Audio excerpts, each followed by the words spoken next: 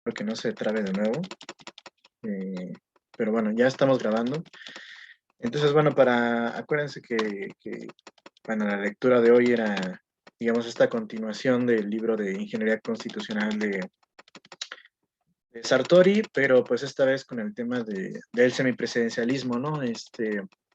Un poco esta cuestión de la explicación de dónde viene, ¿no? Del prototipo francés, si en el parlamentarismo el prototipo era el inglés y en el presidencialismo era el estadounidense, pues en este caso tenemos el caso de la Quinta República Francesa como el prototipo de semipresidencialismo, o también le llaman semiparlamentarismo, etcétera, ¿no? Porque por ahí es una discusión también que Sartori plantea en algún punto. Pero bueno, como ya saben, pues me gusta que empiecen ustedes con las participaciones, con las dudas que puedan tener, pues para ir resolviéndolas en el camino. Y pues bueno, ya tenemos dos manos levantadas. Entonces, adelante, compañero Cristian, y luego la compañera Fanny, por favor. Bueno, a mí me surgió una duda de la mención de dos autores, de Sugar y Carey.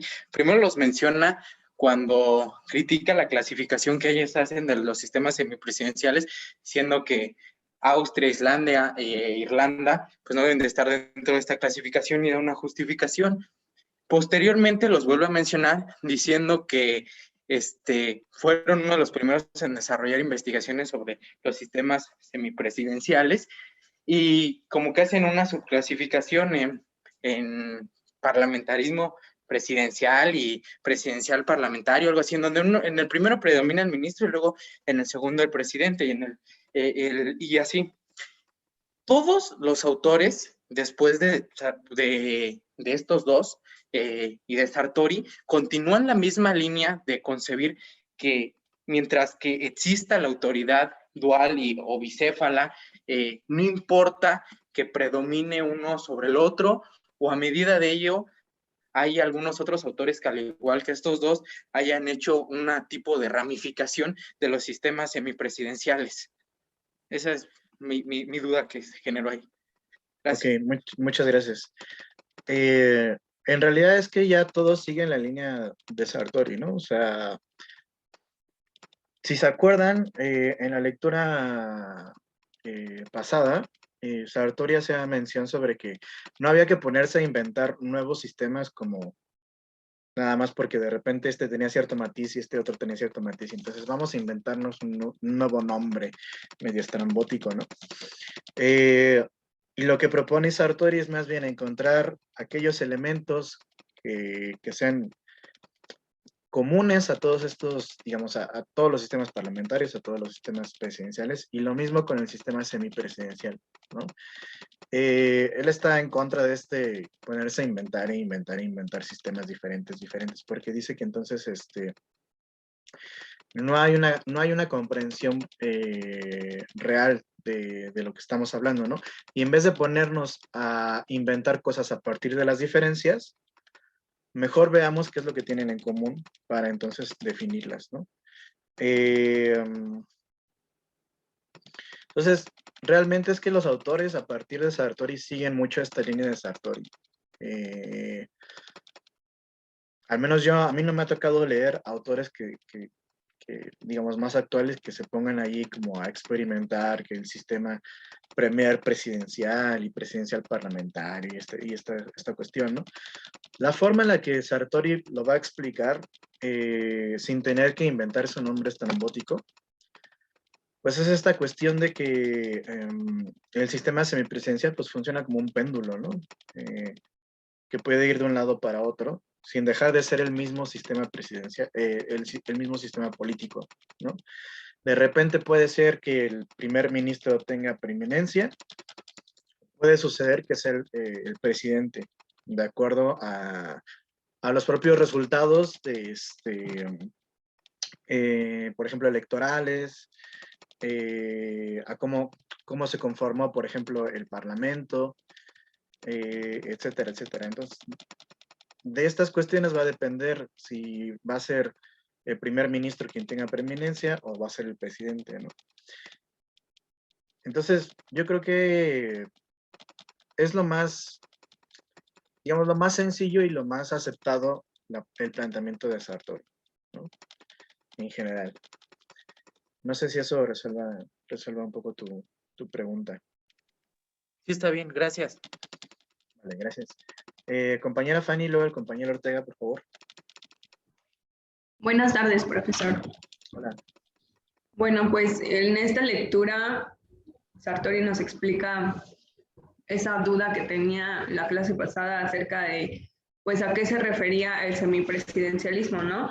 Y él nos lo describe como una solución mixta entre el sistema presidencial y el sistema parlamentario, en donde una de las partes que lo hace semipresidencial es que aún se va a efectuar de manera popular la elección del presidente.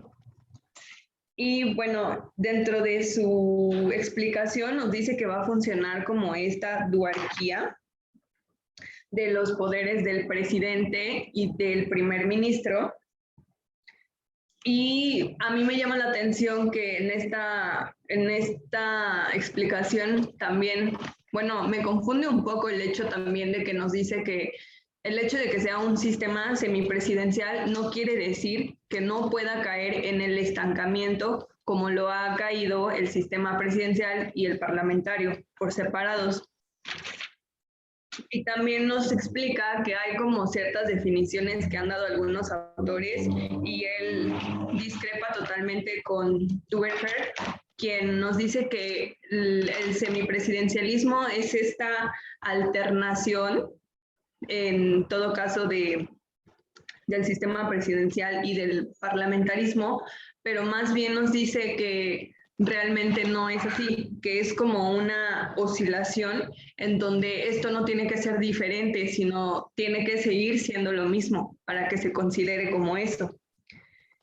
Y también nos explica algunos, como nos pone de ejemplo a la República Francesa, pero también nos tiene como una lista de países donde se ha considerado el semipresidencialismo, y me llama la atención que en todos, bueno, en la mayoría, siempre recaen a dudar o discutir si realmente es un sistema de semipresidencialismo, porque tienden a tener características ya sea de un sistema presidencial a un sistema parlamentario. Entonces, eso es lo que yo quería como igual preguntar.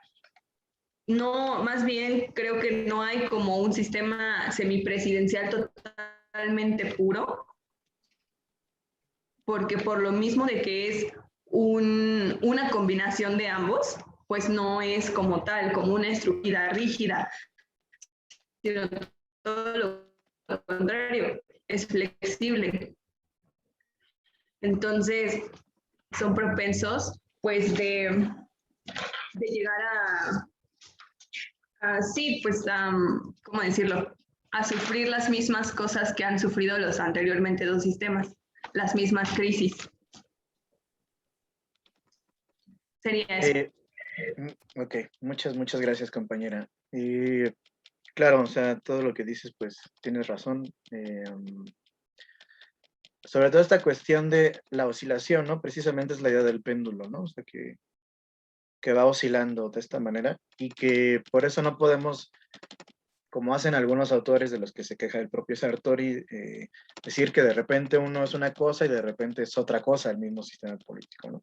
Como si fuera transformándose en cosas diferentes a cada momento, y no, o sea, más bien es que es un mismo sistema político en el que puede oscilar la preeminencia. Esa es la idea, ¿no? En cuanto a esta cuestión de que hay otros países que han intentado establecer sistemas semipresidenciales con más o menos éxito, creo que tiene que ver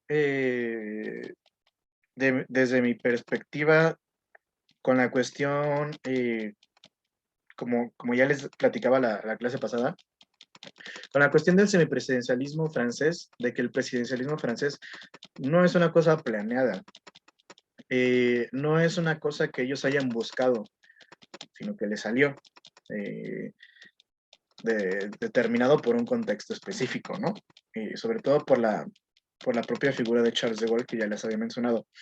Porque, si ustedes se acuerdan en la lectura, dice Sartori que una de las características del, como ya mencionaron algunos de ustedes ahorita, una de las características del semipresidencialismo es que el presidente es elegido por el voto popular, cosa que no sucede en los sistemas parlamentarios clásicos. Por ejemplo, el jefe de Estado en España, que es un sistema parlamentario, es el rey. Y obviamente que el rey no es elegido por voto popular, ¿no? ¿Por qué sucedió así en Francia? Pues porque Charles de Gaulle, en algún punto del desarrollo de toda esta historia de cómo se constituye esta Quinta República Francesa, en su afán de seguir teniendo las riendas del poder, lo que él hace es hacer un referéndum para preguntarle a la gente si quiere que el presidente sea electo de manera directa. Y como él era tan popular y como él se iba a lanzar, pues la gente dijo que sí. Y ahí fue donde entró esta cuestión que empezó a diferenciarse de los demás sistemas parlamentarios, ¿no? Pero como les digo, o sea, esto fue una cuestión coyuntural del contexto y de la propia figura de Charles de Gaulle que permitió esto, ¿no? Entonces, eso hace que sea difícil a veces copiar tal cual el sistema semipresidencial en cualquier otro lado, ¿no? Lo que dice Sartori es que a veces lo que puede suceder es que al inventarse o al imponerse un sistema semipresidencial en cierto país en el que no había existido, en el que antes existía otro sistema político, otros sistemas políticos, lo que sucede es que puede ser que a lo mejor no haya una figura tipo Charles de Gaulle que pueda ejercer ese tipo de presidencia en el que el presidente, a pesar de que no ejerce el gobierno directamente, tiene tanta influencia y es tan popular que sí puede, aunque no legalmente, no en la propia estructura constitucional, sí puede ejercer un tipo de poder, un tipo de influencia sobre el primer ministro, que fue lo que hizo Charles de Gaulle. O sea, era tan popular que después él casi puso a dedo a su compadre como primer ministro, ¿no? Como aquí en México hacía el Porfirio Díaz, con los vicepresidentes o con los que se supone que van a ser sus sucesores, ¿no? Entonces, esa es la cuestión de querer implantar un sistema semipresidencial en un lugar donde el contexto no sea el mismo, ¿no? Entonces, bueno, eso hace que puedan incluso volverse ese tipo de sistemas políticos que parecen tan flexibles, también estancarse, ¿no? En un punto en el que se puede elegir, por ejemplo, a un presidente popularmente, pero al mismo tiempo puede suceder que a lo mejor el primer ministro que surja no esté de acuerdo con el presidente. Y entonces aquí hay una división dentro del propio gobierno, ¿no? Que también puede dar lugar a ciertos problemas a la hora de ejecutar ciertas acciones, ¿no? Ese es el problemilla no solo con el sistema semipresidencial, sino con todos los otros sistemas que hemos visto que cada uno depende hasta cierto punto de ciertos contextos para poder funcionar. Esa es un poco la tarea pues de los que se dedican a proponer ciertos sistemas políticos para ciertos países, ¿no? No es solo que este diseño sea más flexible o menos flexible, es si el país a donde lo queremos aplicar puede funcionar o no puede funcionar, ¿no? También está la cuestión, ahorita me acordé de la cuestión de que por ahí Sartori menciona, ¿no? O sea, sí, al presidente se le puede elegir por el voto popular, ya sea directa o indirectamente, ¿no? Esa es una cuestión importante porque por ahí a Sartori le va a parecer en algún punto mejor que se elija indirectamente, ¿no? Y por ahí incluso menciona la televisión, los medios de comunicación y un peligro y etcétera, etcétera, ¿no? Que bueno, ahorita podemos mencionar más sobre eso. Compañero Ortega, por favor. Hola, Naum. Bueno, justamente en esta parte del semipresidencialismo, pues yo sí noto que pues, justamente por el contexto que hablas, el sistema semipresidencial nunca fue ideado para ser una contraparte un contrapeso del presidente. Y de hecho han sido pocas las ocasiones donde en Francia el primer ministro no está a modo del presidente y hay disputas de poder, ¿no? Creo que solo han sido durante 3 mandatos y realmente siempre se siguió respetando la investidura presidencial sobre el primer ministro, ¿no? Entonces, digo, en este sentido, ¿qué tan viable es que, pues digamos, en los sistemas presidenciales, donde ya existe un contrapeso por parte de los otros dos poderes, pero que sin embargo tienen digamos, un congreso o un sistema legislativo que es afín totalmente al presidente y que tiene una mayoría absoluta, y también el poder judicial, o bueno, si en el caso de otros países es bipartita, pero que siempre se tenga que haber una concertación de partidos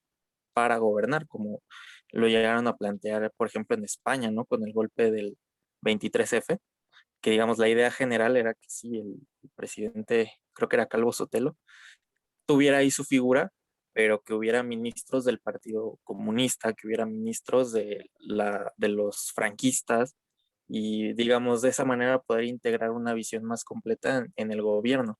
Y que se supone que eso le funcionó a Chile en los 90, ¿no? Con la concertación de la democracia, que con el presidente Lagos.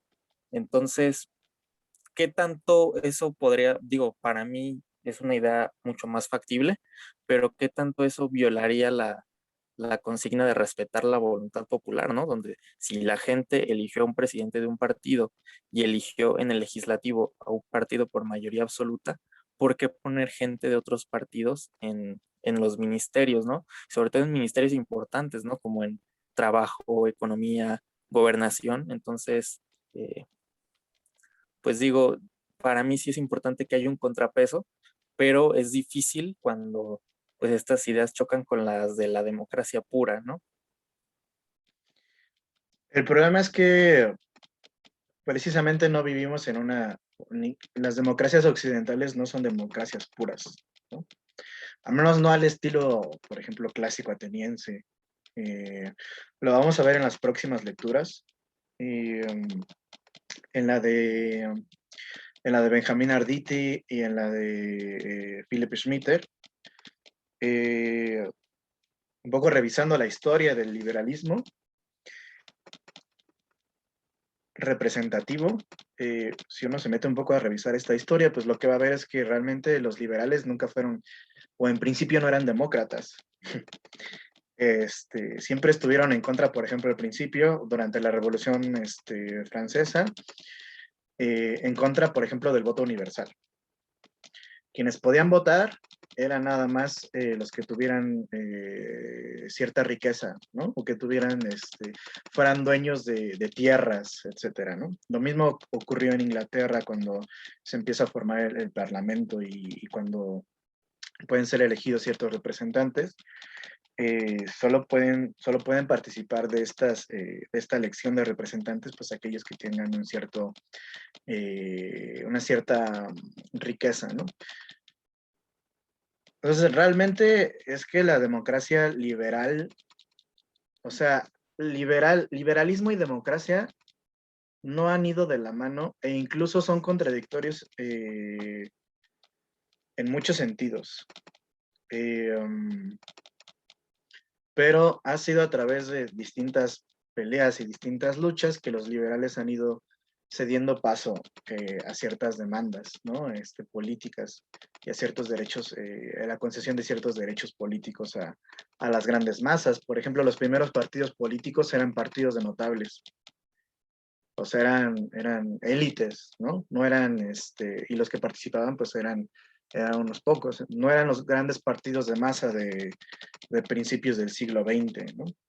Eso llega hasta que el voto universal pues también se hace efectivo. Entonces, es que pensar que liberalismo y democracia son lo mismo o que van de la mano, nos puede hacer caer en este error. Y Sartori no es, desde mi punto de vista, y uno haciendo la lectura como la que tú hiciste, y sacando esas conclusiones como las que tú sacaste, pues uno se da cuenta de que muy demócrata es. Liberal no es, liberal sí, pero demócrata lo pongo ahí entre paréntesis, ¿no? Entonces, claro, es que uno saca este tipo de conclusiones, dice, bueno, a ver, o sea, parece que aquí lo que nos está diciendo Sartori es que todo el mundo debería estar de acuerdo para que pueda funcionar la democracia liberal representativa, ¿no? Y claro, suena padre, suena como que, claro, todos somos hermanos y vamos a abrazarnos y bailar juntos y la felicidad, pero es que sabemos que siempre va a haber en todo tipo de acuerdo alguien que gane más y alguien que pierda más, ¿no? Por la correlación de fuerzas, porque la correlación de fuerzas obliga a que sí todos en algún punto tengan que ceder, pero no todos ceden de la misma manera, ¿no? Entonces, aquí la pregunta es, ok, bueno, que yo la haría Sartori, ¿no? Ok, bueno, todos tenemos que estar de acuerdo. No te dice en qué punto Sartori, eh, pero por ejemplo, a ese tipo de acuerdos, quizá no explícitos, se llegaron durante los 30 años del neoliberalismo, ¿no? En los que todos los partidos, a pesar de que se dijeran que eran de derechas o de izquierda o lo que fuera, pues prácticamente había que mirar con lupa para ver las diferencias, pero prácticamente casi hacían lo mismo, ¿no? Y ese fenómeno lo hemos visto en distintos países. Por ejemplo, en México, durante un tiempo, pues el partido, el PRI, el Revolucionario Institucional, pues fue más o menos demócrata, ¿no? Socialdemócrata durante sus primeros años. Y después dio un viraje hacia el neoliberalismo junto con todos los otros demás partidos. PRD, PAN, incluso ahora Morena tiene un montón de tintes neoliberales, aunque digan que odian el liberalismo. AMLO tiene un montón de cosas que no ha dejado atrás que son bastante neoliberales, ¿no? Por esta especie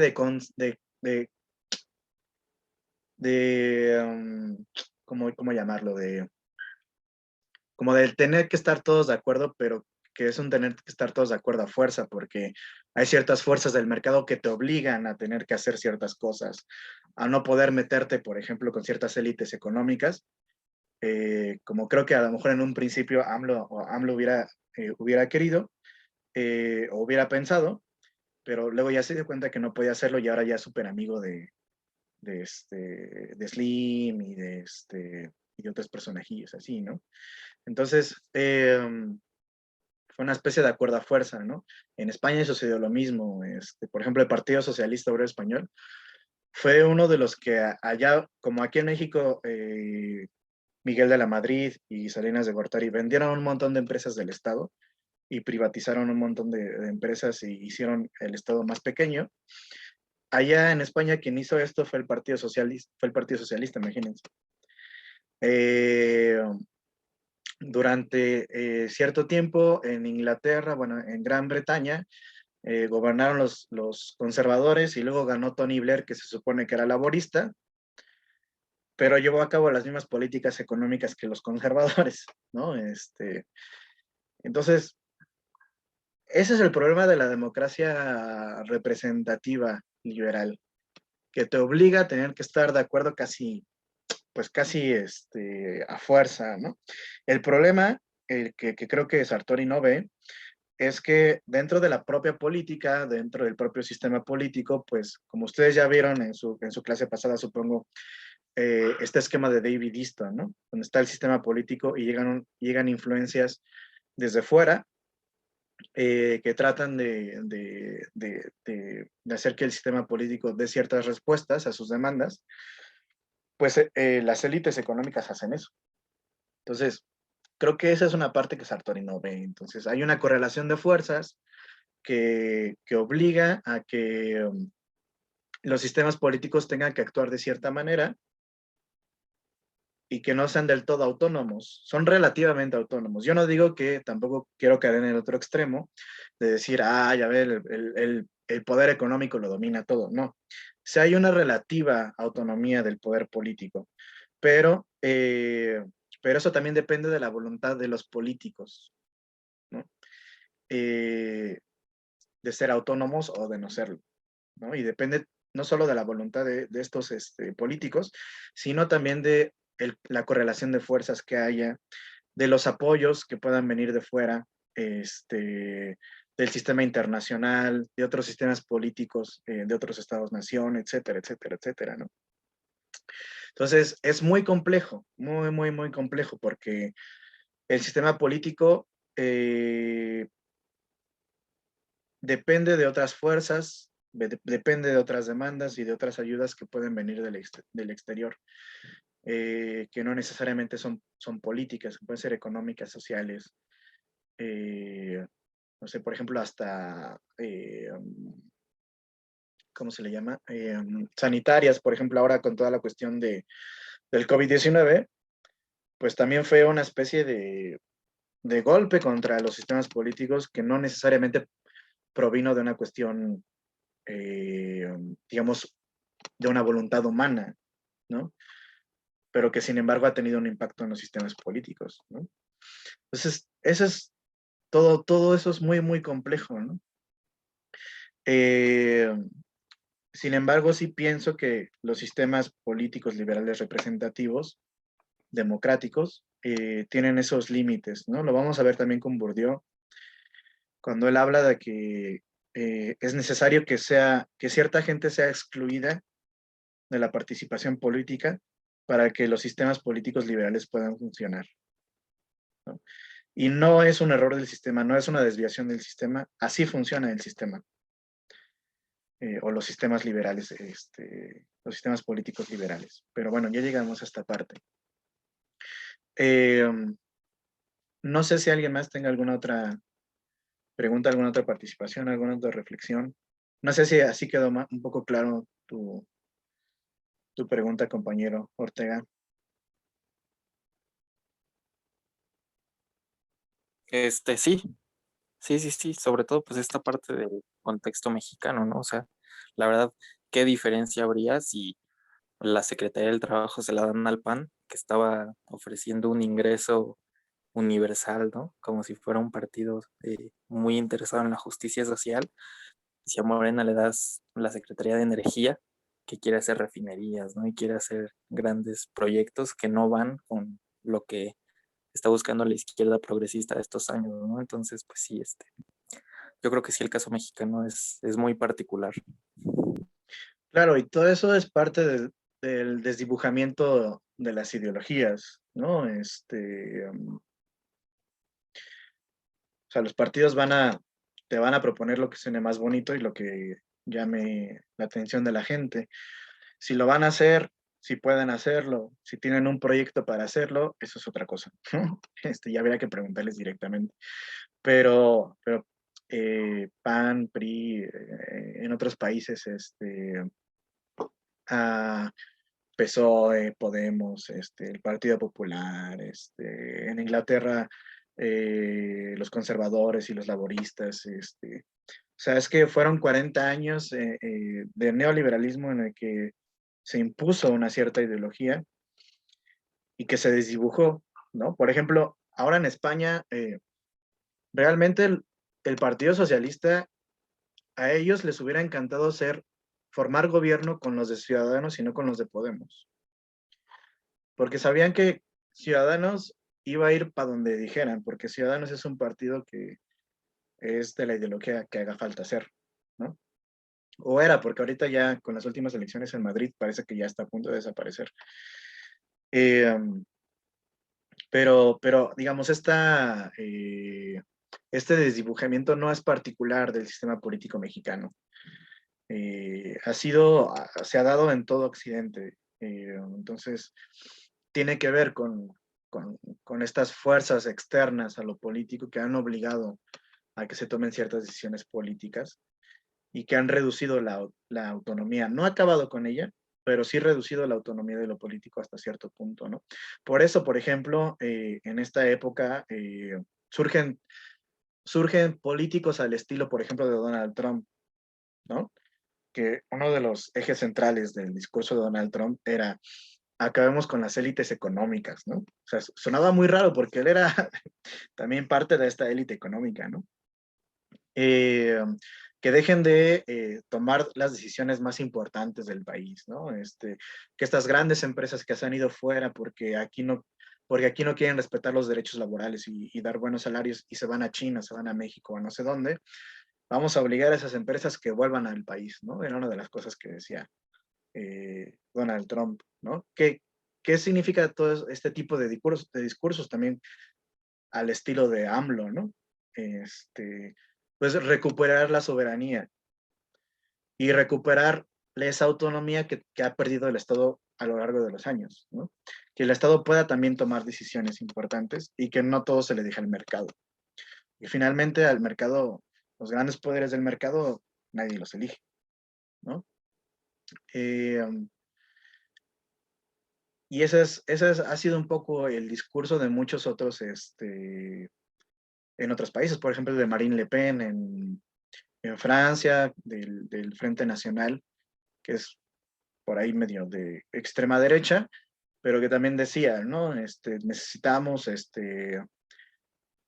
fortalecer otra vez el Estado, ¿no? Aunque con tintes, como les digo, medio xenófobos, ¿no? Fortalecer el Estado y no dejar que los inmigrantes vengan a quitarnos el trabajo y no sé qué, y este tipo de discursos. Entonces, yo creo que es una reacción frente a esta imposición que hubo durante 30, 40 años, ¿no? Ideológica. Y que como no hay realmente como todavía estamos en crisis y no hay una respuesta clara, todavía no se sabe hacia dónde vamos a tirar, ¿no? Podemos irnos más hacia la derecha, hacia la extrema derecha, o más hacia volver a una especie de socialdemocracia después que fue lo que imperó después de la Segunda Guerra Mundial, ¿no? Pero bueno, veremos. Todavía sigue abierto el campo para ver qué es lo que pasa. Sí, compañero Yaret. Hola, buenas tardes. Compañera, perdón. Sí. Bueno, pues quisiera participar, ¿no? Ya que llevamos una evaluación de un porcentaje muy grande.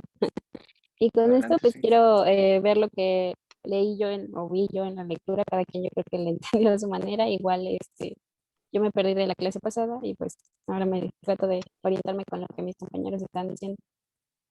Y veo, pues, que los científicos sociales proponen leyes, ¿no? Bueno, que uno analizando diría por qué son leyes y no se pueden tomar con exactitud para todas las situaciones. Y es lo que están, pues, analizando, ¿no? En la lectura. Del que te propongan leyes no sociales, por lo menos, no significa que deben tomarse literal en todos los casos, porque cada caso se debe analizar de forma eh, singular de acuerdo a las necesidades, como muchos países, bueno, aquí nos exponen varios, pero también pues yéndonos al caso de México, ¿no? Que es retomar sistemas de partidos de otros países que posiblemente a México no se le adaptan igual o a otros países no se les adaptan igual el sistema de Francia o el sistema que manejó Japón, que pues está todo revuelto, igual justo como tomando de todos lados. Entonces por eso se tiene que hacer como un análisis más singular de acuerdo a las necesidades de cada país y también el contexto que lleven, ¿no? Yo creo que eso siempre lo hemos visto, que es muy importante el contexto del país y de la sociedad, ¿no? Que no le puedes imponer partidos, por ejemplo, ahí en Estados Unidos ya se declaran dos partidos, ¿no? Políticos y ya solo el poder cae en esos dos y aquí en México, ¿no?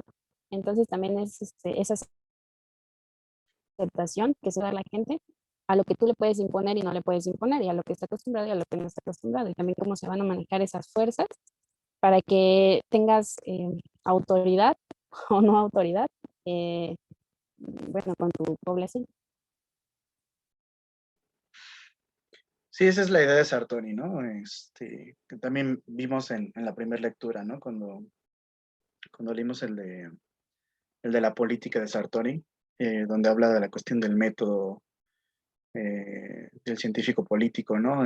Como, pues, que no es alguien como en las ciencias naturales que se dedica a encontrar leyes, ¿no? Universales, eternas. Que creo que eso ni siquiera pasa tampoco en las ciencias naturales, ¿no?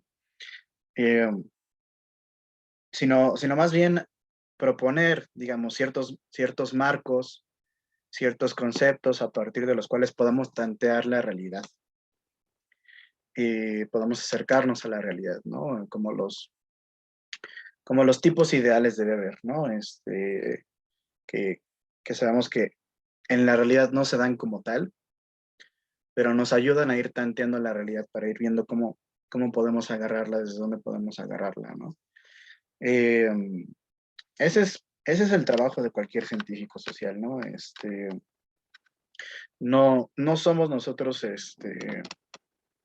como igual creo que discutimos las primeras clases, no podemos encerrar a la sociedad y picarle a ver cómo reacciona y entonces apuntarle y, bueno, cada vez que hago esto, hace esto, ¿no? Como en un laboratorio o una cosa así, ¿no? Nosotros es que somos también parte de esa misma sociedad que estudiamos y pues ahí eso va a provocar un cierto sesgo, ¿no? Pero sí, digamos, esta idea de Sartori es esa, o sea, que nosotros no podemos simplemente imponer una estructura de un sistema político y como ha funcionado en otros lados, pensamos que va a funcionar también aquí. Pero no tomamos en cuenta pues nuestras particularidades, ¿no? No sé, por ejemplo, de repente, no sé, una chica ve a otra chica y dice, ay, qué bonito se le ve el cabello chino, ¿no? Y entonces se lo enchina pensando que igual se va a ver súper chingón y a la mera hora dice, no, no manches, no, a mí no me queda, ¿no? Eh, porque somos diferentes, ¿no? Entonces, creo que esa puede ser digamos, una cierta analogía de cómo también funcionan las cuestiones de las ciencias sociales y de la ciencia política, que es a la que nos dedicamos o pretendemos dedicar nosotros, ¿no? Eh, bueno, muy bien. ¿Quién más quisiera hacer alguna otra pregunta, alguna otra reflexión, alguna otra participación? Acuérdense que ya todo recae en las participaciones, ¿eh? ¿Nadie? Bueno, ok. Entonces demos un breve repaso a lo que nos dice Sartori, ¿no? Respecto al semipresidencialismo, que ya ustedes ya dijeron algunas cosas, pero vayamos focalizándonos en las cosas más importantes, ¿no? Como ya veíamos en la lectura pasada, pues tanto el parlamentarismo como el presidencialismo pueden fallar, ¿no? Al menos en las formas puras, ¿no? De las que él habla. Entonces lo que él se propone es buscar una especie de solución mixta, ¿no? Que precisamente sería el semipresidencialismo, ¿no? ¿Y cuáles serían estas características, digamos, que todo semipresidencialismo debería tener para poder ser un semipresidencialismo? Pues en primer lugar que, digamos, el jefe de Estado, es decir, el presidente es elegido por el voto popular, y ojo aquí puede ser directa o indirectamente, para un periodo predeterminado en el cargo. O sea, no se va a quedar para siempre ahí, sino durante un breve periodo. Directa o indirectamente, supongo que todos ustedes, es que no pudimos ver el sistema político presidencial estadounidense, pero si vieron las últimas elecciones en Estados Unidos, las de Biden contra Trump, se habrán enterado que allá la gente no vota directamente por el presidente, sino que vota por representantes, por un colegio electoral que es quien va a elegir al presidente. A esto se refiere Sartori con elegir al presidente de forma directa o indirecta. Es decir, que el voto popular elija directamente al presidente o, en su caso, que elija a otro órgano que sea el encargado de elegir al presidente, ¿no?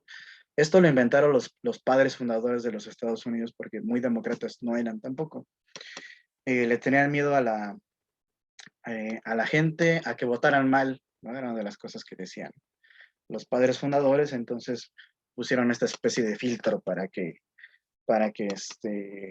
para que la gente no eligiera directamente al presidente, ¿no? Además de la forma en la que están conformados cada uno de los distritos, etcétera, etcétera, todo eso fue un diseño para que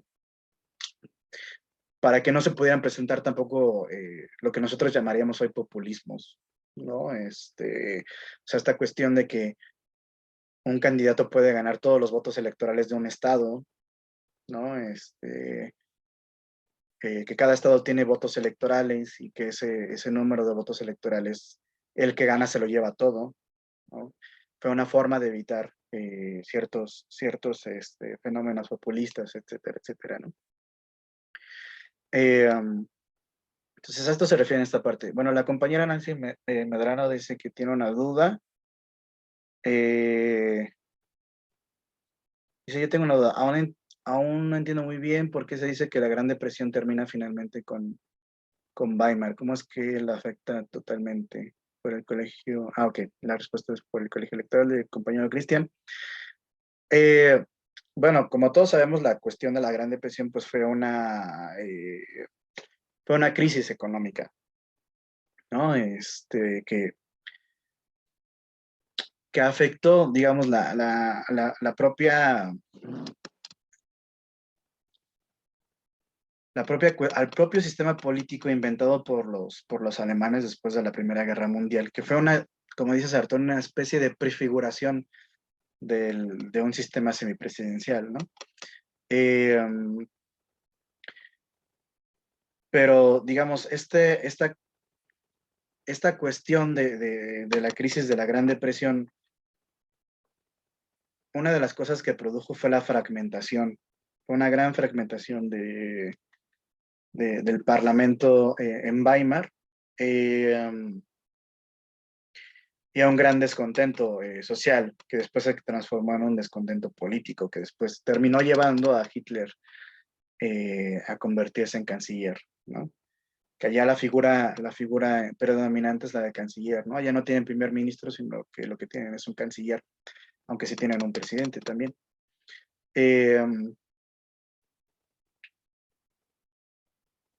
Y lleva digamos, a un debilitamiento de este sistema político también, aunque no lo menciona Sartori como tal, pues a través de la violencia, ¿no? Ejercida sobre todo por el Partido Nacional Socialista, ¿no? Por el partido nazi. Pues, por ejemplo, es muy interesante por qué el partido nazi se llama Nacional Socialista, cuando realmente no eran socialistas, ¿no? Y era que el socialismo era una cuestión muy popular en aquella época. Entonces, una forma de atraer a las grandes masas por parte de este partido, pues fue ponerse el mote de socialista, ¿no? Es como lo que hacen ahora ciertos partidos como lo que mencionaba ahorita el compañero, ¿no? Del PAN, de toda esta cuestión de la renta básica universal, ¿no? Que uno dice, pero pues si tú eres de derecha, ¿por qué propones eso, no? Algo parecido. Entonces, hubo toda una serie de crisis que terminaron por debilitar este sistema político, y que lleva a la violencia, ¿no? Incluso a la quema, al incendio del Reichstag por parte de los nazis, que después le echan la culpa a los comunistas, ¿no? Y bueno, los nazis se la traían con los comunistas, pero a tope, ¿no? O sea, mataban comunistas, perseguían a los comunistas, etcétera, ¿no? Por eso, si por ahí alguien les dice que los comunistas y los nazis eran lo mismo, pues pónganlos a leer historia, ¿no?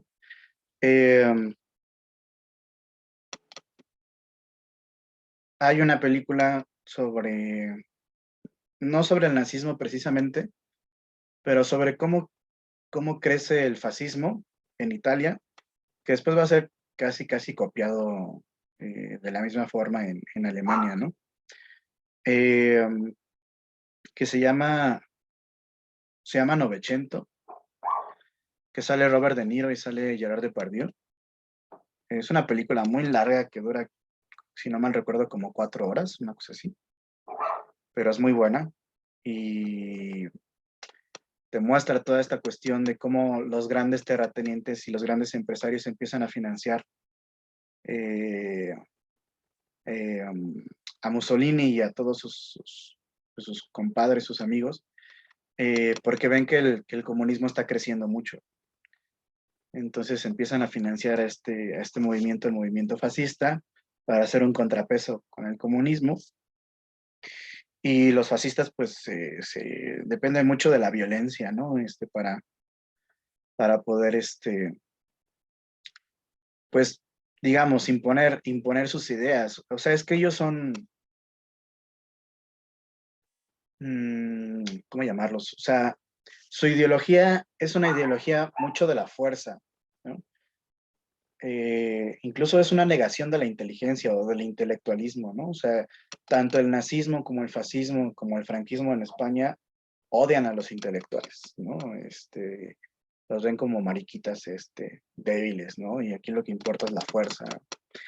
Eh, y es a través de la violencia entonces que logran también hacer que este sistema político pues se debilite, ¿no? Eh, creo que es una de las cuestiones con las que Sartori no necesariamente se mete, pero me parece que es importante mencionarlo como tal, ¿no? Por ejemplo, es muy interesante que hasta el propio Max Weber participó en el diseño constitucional de la República de Weimar, ¿no?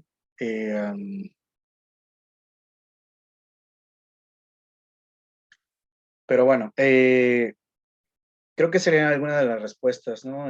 Que yo daría, precisamente esta fragmentación del sistema partidista que ya mencionaba, por este descontento que hay a partir de la crisis, ¿no?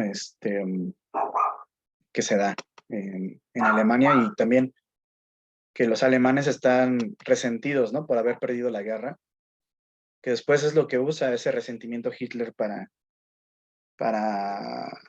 pues para alentar a los alemanes a entrar en la Segunda Guerra Mundial, ¿no? Como una especie como de venganza, vamos a desquitarnos de lo que nos hicieron en la Primera Guerra Mundial y bueno, al final pues otra vez les dan en la madre. Pero bueno, no sé si así queda un poco más claro esta cuestión.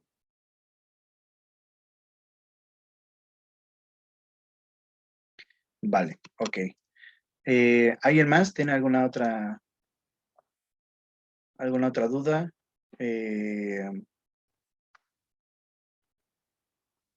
¿Alguna otra reflexión que quiera hacer? Yo los animo a que participen porque acuérdense que ya todo va a ser así. Bueno, ok. Si no hay más, bueno, sigamos revisando cuáles son las otras características que debe tener el sistema semipresidencial. Además de que el jefe de Estado es elegido popularmente, ya sea indirecta o directamente, también está la cuestión de que el jefe de Estado comparte poder con el Ejecutivo, ¿no? Es decir, con un primer ministro, a través de lo cual se va a establecer un poder dual, ¿no?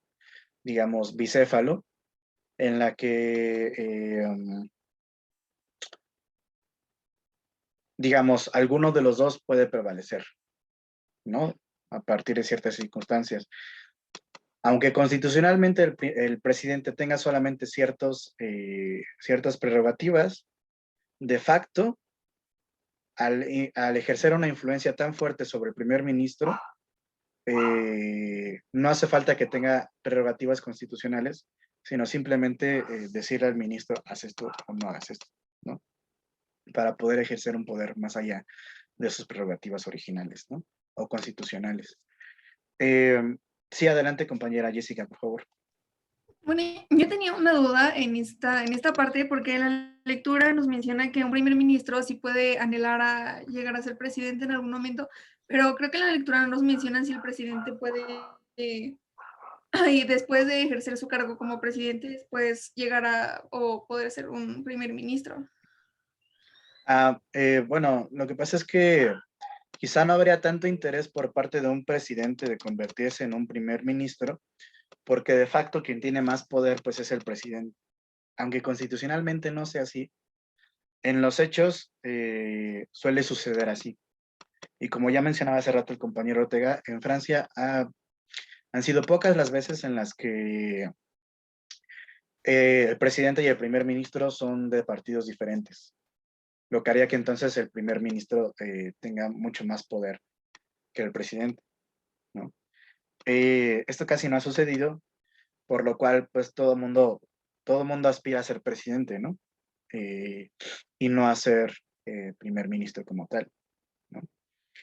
Como ahora este tipo que, que en algún momento lo comparaban con Enrique Peña Nieto, pero creo que nada que ver. El presidente de Francia, ¿cómo se llama?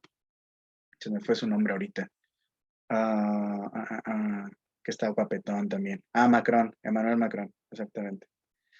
Que, que se casó con una mujer más grande que él por no sé cuántos años y le empezaron a hacer burla y no sé qué, y pues cada quien ama a quien quiere, ¿no? Incluso lo comparaban con este libro de, no sé si lo han leído de, ¿cómo se llama? De la batalla en el desierto, ¿no? O las batallas en el desierto, que más o menos tiene esa temática. Pero bueno, ya, estoy desviando del tema. Entonces sí, yo creo que esa es una de las razones, ¿no? Por las que pues, todo el mundo aspira a ser presidente, realmente. Ok, bueno. Entonces, se podría decir que los primeros ministros, la mayoría de los que están ahí siendo primer ministro realmente están anhelando su oportunidad para poder llegar en algún momento a ser presidente. Sí, Okay. sí, es como aquí la Sheinbaum y que los que llegan a ser jefes de gobierno de la Ciudad de México en algún momento aspiran a ser presidenciables, ¿no? Okay. Ese tipo de cuestiones, ajá. Y depende Entonces, mucho son como de... algunas similitudes que puedes encontrar. ¿Perdón? No, que es como alguna similitud que puedes encontrar como con el sistema que tenemos nosotros. Sí, claro, aquí también depende mucho de la cuestión de digamos, de la propia popularidad que tengan los primeros ministros que aspiren a ser presidentes, ¿no? Como aquí Sheinbaum, ahora con todo lo que ha pasado, que se caía el metro, que ya pasó esto, que ya pasó aquello, y la pobre Sheinbaum ya tiene la cara de Alex Lora en los memes, pues va perdiendo, o va desgastándose su propia figura, y no sabemos si va a llegar a ser presidenciable o si le va a ganar el secretario de Relaciones Exteriores, ¿no? Pero bueno, ya veremos ahí a ver qué onda. Y a ver si el AMLO mete su dedo o no lo mete. Sí, compañero Ortega, adelante, por favor. Digo, también otra de las facultades del presidente francés, más allá del primer ministro, es que es presidente de Andorra, comparte príncipe de Andorra, y comparte este principado con un padrecito español. O sea, un obispo de una parte de España tiene una parte del principado y la otra es el presidente de Francia. Entonces, son también jefes de estado en Andorra, y y pues ya Andorra también tiene su jefe de gobierno. Entonces es un sistema muy parecido al de Francia. Claro, ese dato no me lo sabía, pero está muy interesante. Gracias, gracias. Bueno, no sé si entonces haya quedado duda o quieres comentar alguna otra cosa, compañera Jessica. No, sí me quedó muy claro. Gracias. Vale, no hay de qué. Ok, entonces, bueno, el propio Sartori va a mencionar que, digamos, a partir de esta estructura de autoridad dual que se da, se desprenden tres criterios, ¿no? Que lo van a definir. En primer lugar, que el presidente es independiente del Parlamento. ¿Por qué es independiente del Parlamento? Porque no surge del Parlamento como sí surge el primer ministro. Y además, no solamente es que no surge del Parlamento, sino que surge de un voto popular. lo que le da una fuerza impresionante, ¿no? Al menos en términos de popularidad política y de fuerza de influencia, ¿no? Entonces, bueno, el presidente es independiente del Parlamento, pero no se le permite gobernar solo o directamente, sino que necesita del primer ministro, ¿no? Para poder canalizar esta voluntad, ¿no? Para poder procesar su voluntad, lo tiene que hacer a través del primer ministro y del gobierno del primer ministro, ¿no? No gobierna directamente. Además, el primer ministro y su gabinete son independientes del presidente porque dependen del Parlamento. El Parlamento puede quitar al primer ministro o puede quitar a alguno de los miembros de su gabinete. En este sentido, no son directamente dependientes del presidente, ¿no? Aquí es donde se va a conjuntar para que pueda haber toda esta armonía entre todo esto, cuando se va a conjuntar la cuestión de que el presidente y la mayoría del Parlamento sean del mismo partido. Entonces, de esa manera el presidente puede ejercer su influencia sobre el partido para que salga elegido como primer ministro, pues aquel que le caiga mejor a él, ¿no? O que le convenga o que sea su interés que llegue a ser primer ministro, ¿no? En este sentido, pues tanto el primer ministro como su gabinete pues van a estar sujetos a la cuestión del voto de confianza, del voto de censura, y requieren, pues como ya mencionaba, la cuestión de que son elegidos por la mayoría del Parlamento, ¿no? Y esta otra característica importante del semipresidencialismo es que esta estructura de autoridad dual permite diferentes balances del poder, ¿no? Como ya mencionábamos hace rato. Es decir, puede haber predominios diferentes, o el predominio puede ser variable en cuanto al ejecutivo, ¿no? Como ya veíamos, como la cuestión del péndulo, va dependiendo de cómo se den los resultados en el Parlamento para saber cómo se va a ir el predominio, si va a ser el predominio del primer ministro o el predominio del presidente, ¿no? Bueno, luego él empieza a mencionar toda esta cuestión que ya un poco hablamos sobre la cuestión de la definición de los sistemas semipresidenciales, que por ahí alguien metía primer presidencial, presidencial parlamentario, y empezaron ahí a inventarse un montón de cosas medio raras. Y ya explicamos un poco por qué la definición de Sartori parece ser la más acertada, al menos la más acertada hasta ahora. Y termina con esta cuestión de cuál es mejor, ¿no? De la pregunta de cuál es mejor, ¿no? Y dice por ahí, o sea, sería muy, muy temerario, sería muy, ser muy intrépido tratar de dar una respuesta total o única a esta pregunta, ¿no? Porque lo que él dice, ¿no? O sea, la mejor forma política es la que funciona mejor cuando se aplica, ¿no? Esa es la mejor. Es decir, depende de dónde se vaya a aplicar, y si a la hora de aplicarse funciona bien, pues entonces esa es la buena, ¿no? O sea, casi nos está diciendo, pues ahora sí que lo que les salga, ¿no? Y que les funcione, pues esa es la mejor para ustedes, ¿no? En algún momento le hicieron una entrevista a Sartori sobre México, ¿no? Y le decían, no, pues oiga, ¿qué piensa de México? Y que si deberíamos probar con un sistema parlamentario o un sistema semipresidencial, etcétera, ¿no? Que de hecho es una cosa que proponía Porfirio Muñoz Ledo en algún momento, ¿no? Aplicar un sistema parlamentario en México. Y lo que respondía Sartori era como, lo que yo les diría es que no experimenten, ¿no? Porque puede suceder que no salga bien, ¿no? Bueno, ahí Sartori sacando todo su conservadurismo. Mejor no le muevan, así déjenlo, con todos los pedos que pueda tener, pero es mejor a que pueda pasar otra cosa que no sea la buscada, ¿no?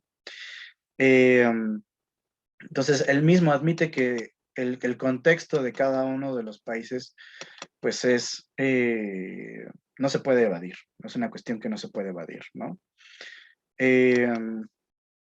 Entonces, si por un lado dice, ¿no? A los latinoamericanos se les dice, no, pues miren, deberían tener un sistema parlamentario y no sé qué, les conviene más.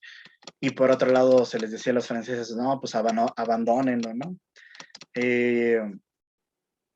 Lo que dice en algún punto Sartori es que todo el mundo está descontento con su propio sistema político, ¿no? Los franceses están descontentos del semipresidencialismo, los ingleses están descontentos del parlamentarismo, los gringos en algún punto tal vez pueden estar descontentos con el presidencialismo, y así cada quien va a estar descontento con lo que tiene. Entonces, es importante que no elijamos simplemente porque no estamos del todo contentos, porque eso sucede en todas partes, ¿no?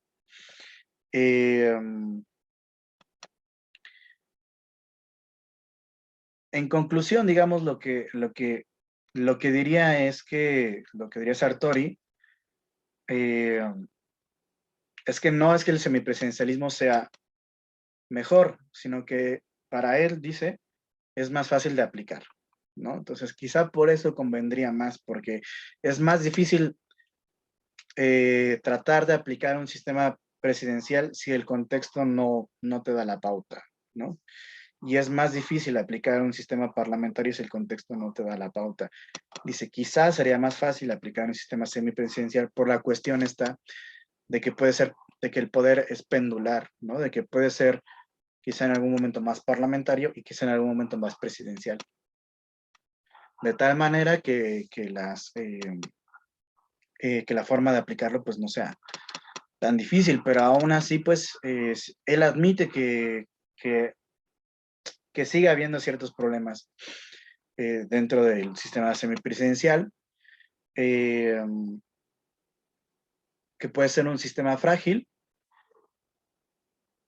y que en ese sentido pues nos deja casi como cuando empezamos, ¿no? Como cuando ves un documental de 1000 horas sobre extraterrestres y la conclusión es que quién sabe, ¿no? Un poco es lo que nos dice Sartori.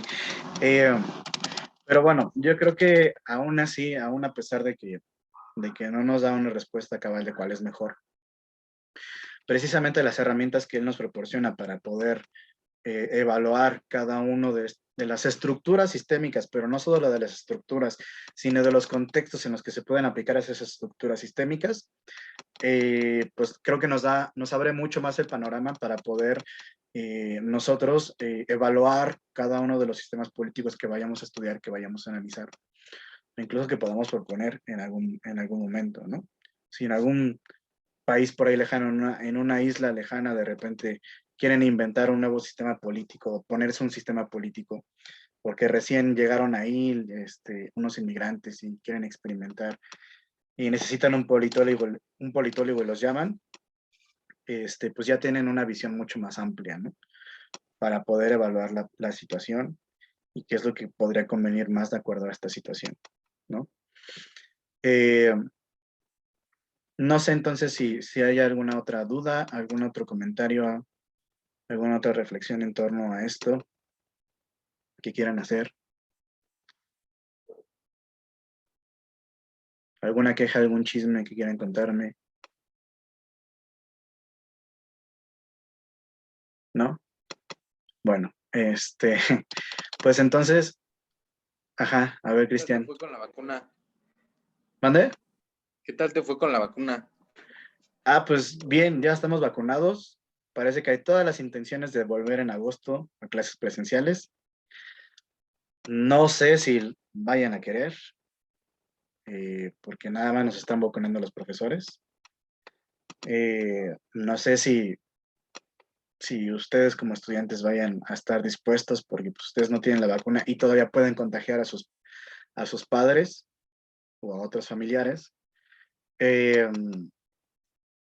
No sé si solamente vayan a regresar algunos, quizá primero vayan a ir regresando los que son de carreras que son como que necesitan ir a laboratorios o cosas así, y después otras carreras. Entonces, son preguntas que andan ahí en el aire, pero Graue pues ya manifestó su intención de que de que empecemos a volver, ¿no?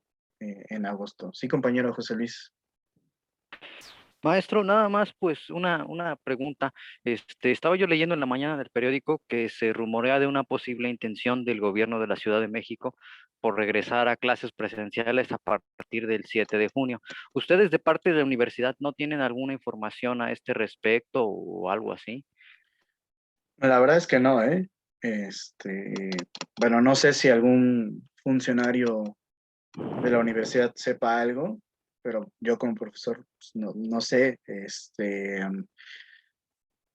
Digo, lo que sí te puedo decir es que al menos lo que yo veo es que sí hay la intención ya de volver pronto, lo más pronto posible. No sé, no sé por qué la prisa. Si de plano se están dando cuenta de que la calidad educativa pues está decayendo y quieren darle una solución. Yo creo que más para los pequeños, ¿no? Para los niños que, pues que están en una edad formativa, que se pierdan un montón de cosas, que se queden en blanco un montón de cosas, yo creo que pues puede ser lo más grave, ¿no? Pero bueno, al menos yo sí veo la intención de que regresemos, ¿no? Luego, bueno, aquí me preguntan que si me pusieron la Sputnik. No, me pusieron la CanSino, la china, y eso solo es una dosis, o eso nos dijeron, que solamente era una dosis. Y bueno, la verdad es que nos trataron muy bien, no me puedo quejar. Nos recibieron así como, hola profesor, y no sé qué, bienvenida, y bla, bla, bla, y la verdad es que todo fue muy, al menos ese día que yo fui, fue muy eficiente todo, y lo hicieron como de volada. Lo que sé es que había mucha gente formada y pues yo llegué casi a las 7 de la mañana para formarme, para pues no estar perdiendo tanto tiempo ahí, ¿no? Y casi pasé luego, luego. Eh, y ¿qué más dicen por acá? ¿Por qué a los jóvenes no nos pasa nada? Pues se supone que a ustedes, o sea, no les pasa nada en cuanto a que ustedes es más difícil que la enfermedad les dé gravemente, pero sí pueden contagiarse y pueden contagiar a otros, ¿no? Esa sería la onda. O sea, yo creo que ese va a ser lo que algunos van a decir, ¿no? O sea, que muchos compañeros que a lo mejor sus padres todavía no estén vacunados y sean personas que estén en riesgo, pues quizá no quieran volver tan pronto, ¿no? Pero bueno, veremos cómo se van organizando las autoridades de la universidad, pero yo sí creo que ya está muy pronto este regreso a clases presenciales. A mí, por un lado, me da gusto, pero también me da hueva. Ya me gustaba estar aquí en mi sillón dando clase, aquí en mi casita, y ahora me va a dar hueva pues, tener que estarme moviendo, ¿no?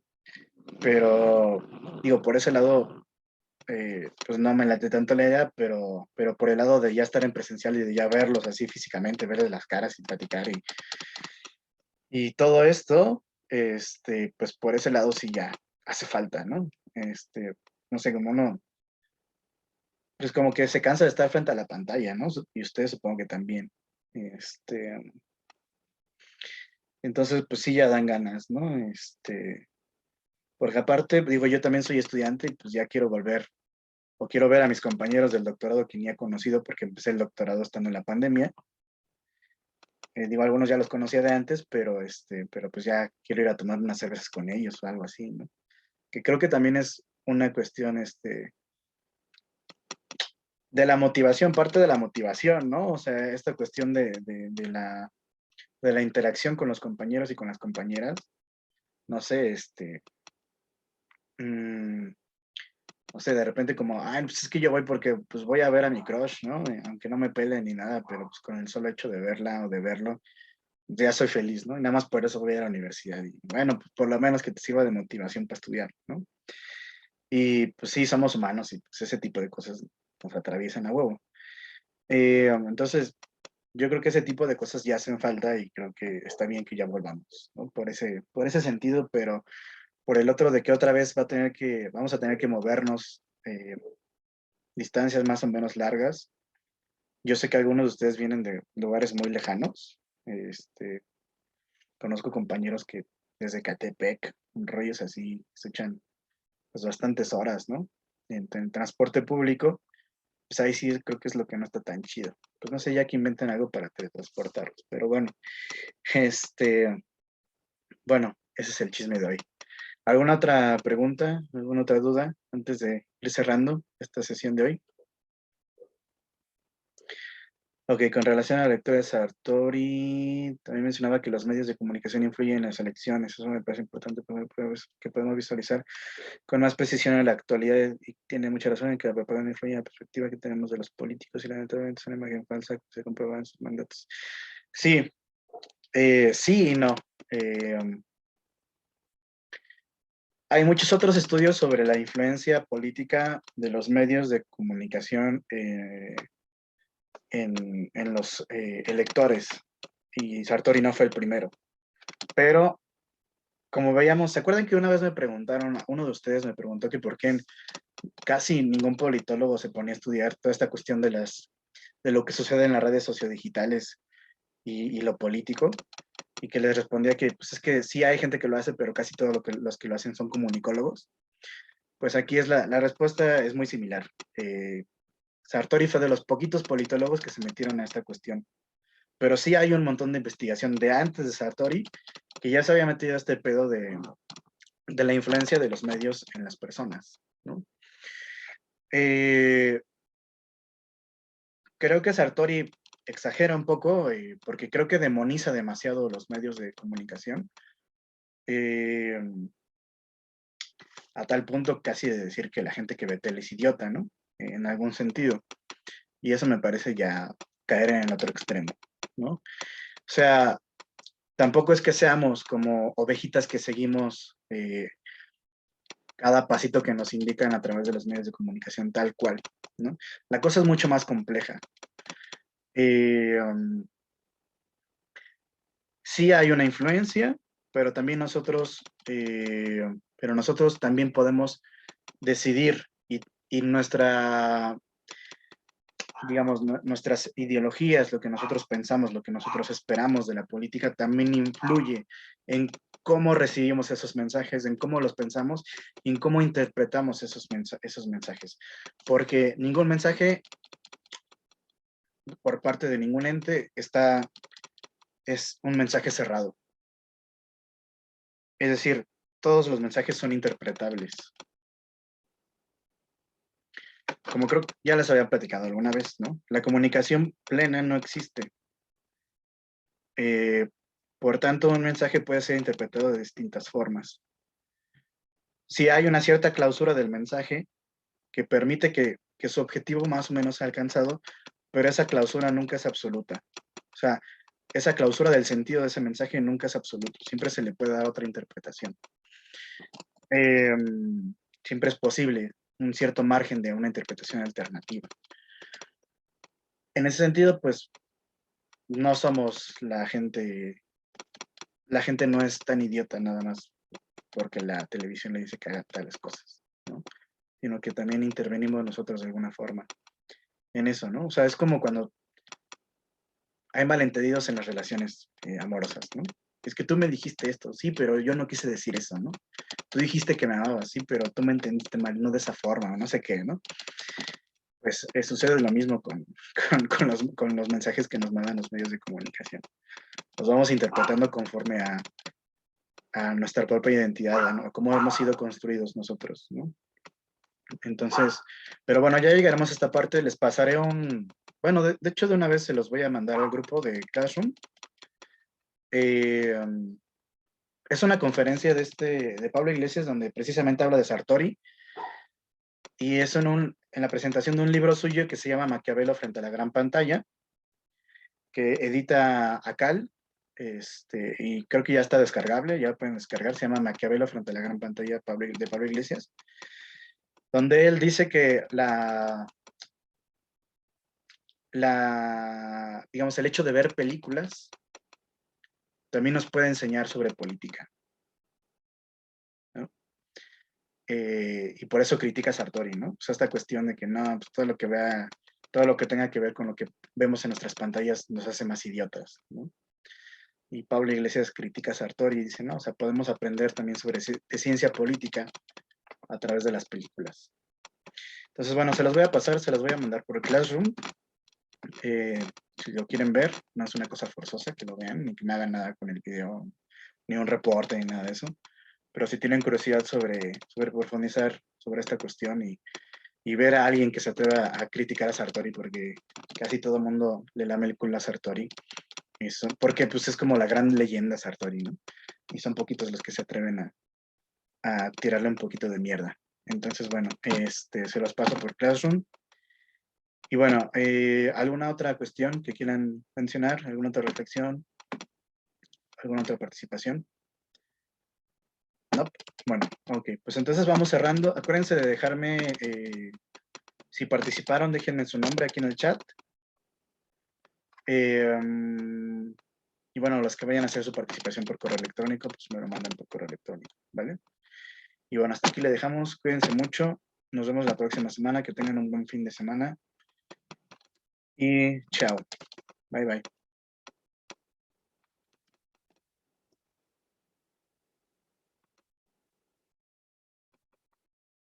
Hasta luego. Adiós. ¿De qué? ¿De qué? Cuídese, profe, buen fin de semana.